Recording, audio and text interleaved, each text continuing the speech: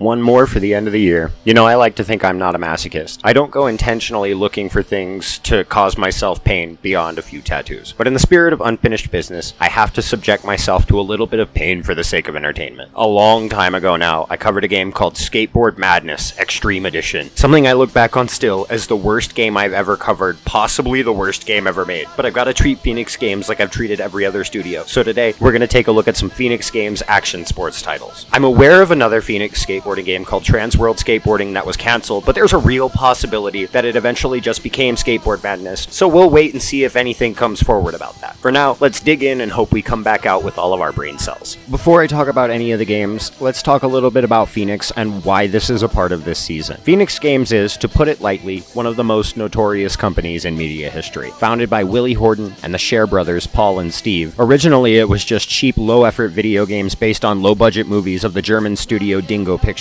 Willie Horton and Steve Scher don't have a lot of available information. They aren't really important here. They were marketing more than anything. The most important part of this operation is Paul. See, before Phoenix Games ever existed, Paul Scher was already a working cog in the shovelware machine as the founder of Midas Games. Yes, the same Midas Games that republished Simple Series titles in Europe. I had no idea, but apparently Paul Scher passed away in 2011, so rest in peace, you surreal video game icon, you actual legend. It was noble to try and make new games more affordable, even if they didn't always turn out great, or ever. But here's the thing. It would be super easy to shit on Phoenix Games and assume that every single game they made is complete garbage. But they are just a publisher, which gives some plausible deniability. I'm willing to bet that at least one Phoenix Games title is good if I dig hard enough. I'm bound to find one. The last time I tangoed with a Phoenix game, though, it was Skateboard Madness, and that still haunts my nightmares as the only game I've ever given a flat 0 rating to. All I want from these games is for them to be better than that. Even if it's just superficial, I just want better. First game up, Snow Rider, developed by Mere Mortals in 2006. Believe it or not, this game actually has some positive reception around the internet. One of the hardest things to make a video game about is snowboarding. To make it right and make it good, you need some extra creativity to work around the idea's own limitations. Never mind the console's limits. That in turn means it's extremely easy to fuck up a snowboarding game. Given the history of the company, very possible, but I'm still keeping an open mind about this. I genuinely think this is a good opportunity to at least deliver something mediocre. The designer Andrew Karashaw has a weird history with video games, including Amnesia: A Machine for Pigs, Alien Hominid GBA, and Everybody's Gone to the Rapture. All of his Phoenix Games work predates his Chinese room work by around 7 years. Big gap in time there. I can't help but wonder if working for Phoenix Games made it harder for some of the members of the team to get jobs in the future. The career mode here is that there is no career, which is going to be pretty standard for the rest of this video, I'm guessing. You pick one of the original riders, choose from one of 3 modes that all use the same map, and there really is not a lot here. Slalom is a downhill race where you hit the gates, which is an idea I actually do enjoy. I love the Bode Miller alpine skiing games, I like alpine skiing in general, so I'm not adverse to this. Next idea is Token Dash. Same courses, just a race to the end where you collect as many coins as you can on the way. Basic as hell, but functional. Last mode is Sprint, which is literally just point A to point B as fast as you can. There are a couple of courses and riders to unlock, but nothing particularly special. Most of these games were made in around 3 months, so it's pretty passable considering that. Also, these games all launched at anywhere from $10 to $15. For a 2006 PS2 game, $10 for this makes sense, kind of. I wouldn't have been mad about that, but I still think it probably could have been half the price and gotten away with it. The gameplay is mediocre. It's really not even close to as good as the Simple Series snowboarding game, and that wasn't even that great. You move forward, crouch, hop, and turn. There are no tricks, there is no weight, there are no spins. Turning feels loose but not unforgiving, which is good because it's a slalom racing game, you're just trying to move around. Crashing only happens when you make an obvious mistake, which is also pretty good. That's a nice little tiny attention to detail. Even though it's not really a lot of anything, what it does works alright. It's certainly not Skateboard Madness bad, which is fantastic. It's just not really anything. Visually, wow, this game looks like shit. The human models look like humans, so that's a net positive. The snow looks like snow, but the character model has a choppy, low frame rate for a lot of things, which makes the game look super fucking awkward sometimes. Moreover, the maps themselves are as bland and generic as you can possibly get for a snowboarding game. I said a couple of minutes ago that snowboarding is hard to develop because you have to be creative and work around the idea. This doesn't do any of that. None of that creativity shit around here, man. This is as shovelly as shovelware gets. I can't even believe I'm saying this, but the music here is on par with Tony Hawk's Pro Skater for the Game Boy Color. It's muddy, the sawtooth bass line is way too overpowering, the funky loops get annoying fast, and there's not a lot of it. On the plus side, the fanfare for winning an event is pretty neat. Not much to say though, it's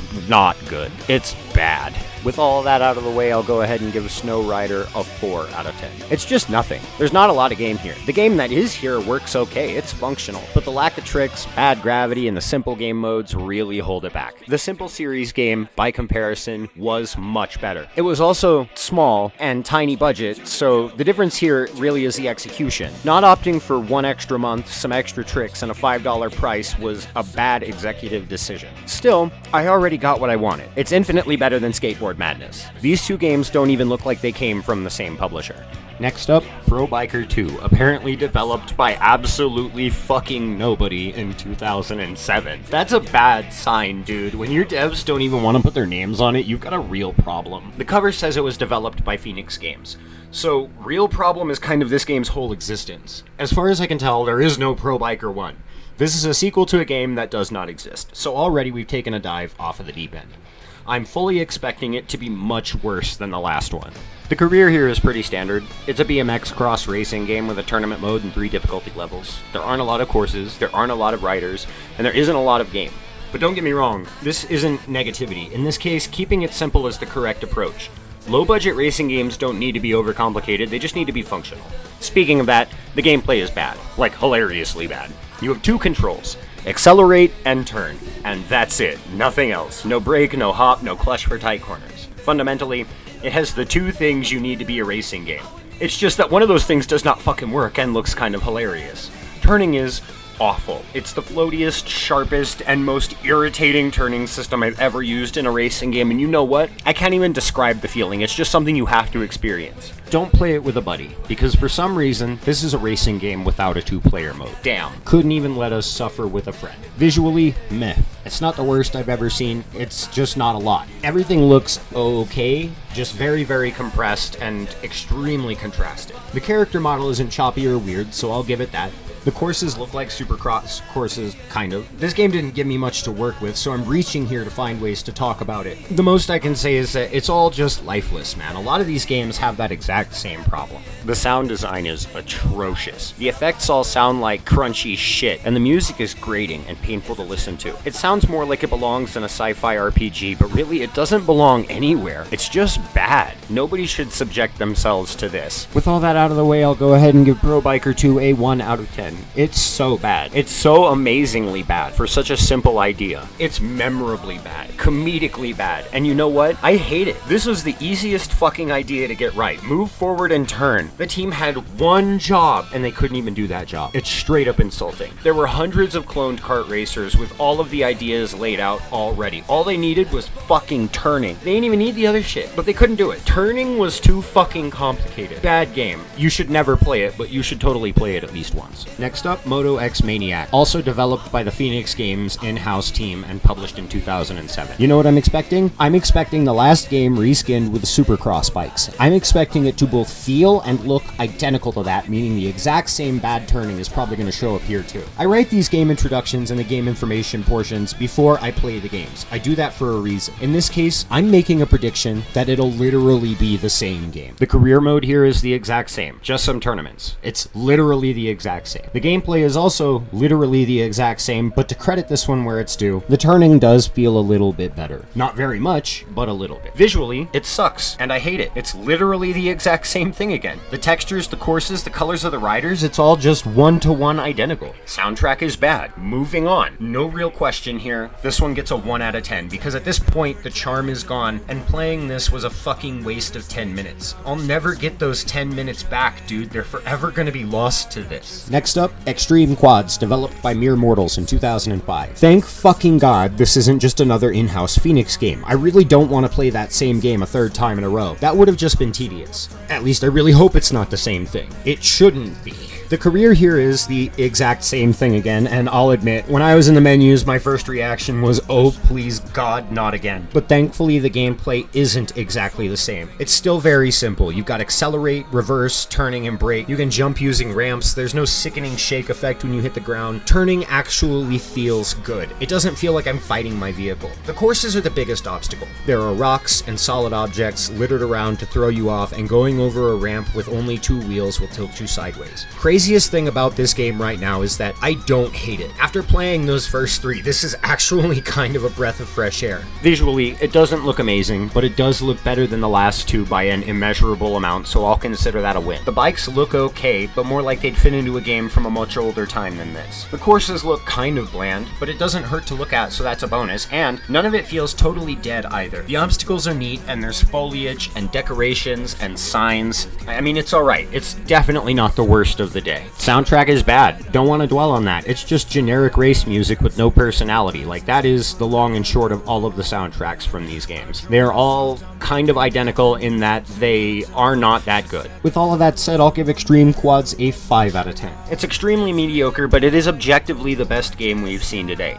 Gotta be honest, I didn't think any of these would even be playable, let alone average. This game gets that 1 extra point for being the most functional game in the video by far. It's only slightly better than Snow Rider, but it's slightly better enough to justify that. I still wouldn't recommend playing it, or any of these, despite my jokes, but at least I didn't hate it, so I'll take what I can get. Last up, Downhill Slalom, developed by Mere Mortals and Tuna Technologies in 2006. I have to mention, before I start this, that I really like alpine ski racing. I said that at the beginning of the video. The Bode Miller games are fucking fantastic if you've never played them before. So I have an existing example of what a game like this is supposed to look like. I'm guessing it'll be identical to Snow Rider, given everything I've seen so far, right? So maybe we've come full circle, but maybe it'll be a little bit different. We're starting the video in the snow where we began. Hopefully it's not the exact same thing. The career mode here is the exact same as Snow Rider, god damn it. Slalom, Token Dash, and Speed modes alongside very similar courses. There really was no reason to think it'd be anything different, but I had a little bit of hope anyway.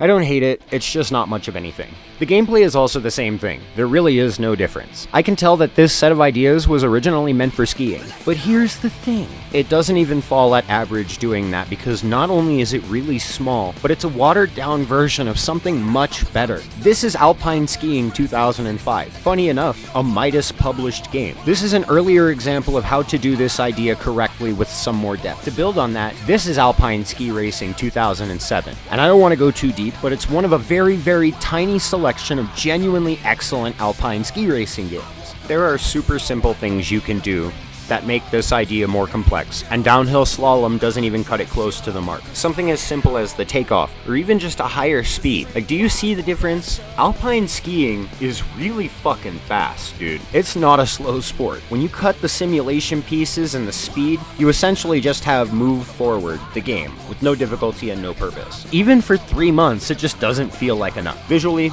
same thing as Snow Riders, so I'm not even gonna touch it. The soundtrack is also bad. I keep saying that, but honestly, I mean it. None of these games even had a shred of good music, and I can't listen to most of it for longer than a few seconds. Par for the course at this point. With all of that out of the way, I'll go ahead and give Downhill Slalom a 4 out of 10. It's so close to being a real game. It's missing just a few really crucial things. This and Snow Rider both just needed a tiny bit more complexity, and they would have been average, if not actually good games. Anytime that anybody tells me that games like MTV Sports Skateboarding or Skate City Heroes or even Razor Freestyle Scooter is bad, I'm gonna point to this video and Skateboard Madness. I've seen the worst of the worst. I know just how bad it can get. Short of big rigs over-the-road racing, I have hit the rock bottom of video games, and I'm happy to be done with it. Now that I can put those behind me for a little while, I think it's time to go back to something near and dear to all of us, to give myself a little break. If you already saw the list, yes, this one is in order.